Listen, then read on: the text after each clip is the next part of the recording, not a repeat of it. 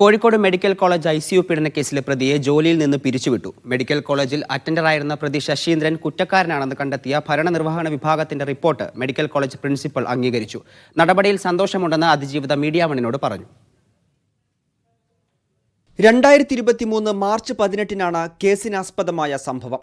Medical college ICUവിൽ thyroid ശസ്ത്രക്രിയ കഴിഞ്ഞ് അബോധാവസ്ഥയിലുള്ള അതിജീവിതയെ പ്രതി പീഡിപ്പിക്കുകയായിരുന്നു. ഭരണാനുകൂല സർവീസ് സംഘടന ഉൾപ്പെടെ പ്രതിയെ രക്ഷിക്കാൻ നടത്തിയ നീക്കങ്ങൾ വിവാദമായി.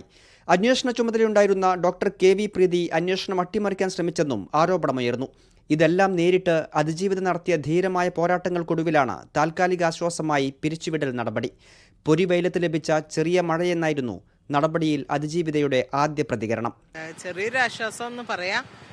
എന്തായാലും ഞങ്ങൾ ഒരുപാട് പോരാടി അതിൻ്റെ ഒരു ചെറിയൊരു ഫലം കണ്ടു. ഇതിൽ ഇനി കോടതിയിലെത്തിയ കേസാണ്. അപ്പം ഇനി അവിടെ നിന്നുള്ള ശിക്ഷാ നടപടി ഉണ്ടായാലേ ഉള്ളൂ, പൂർത്തിയാവുള്ളൂ.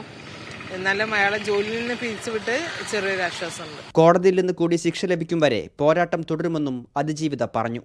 മീഡിയ 1 കോഴിക്കോട്.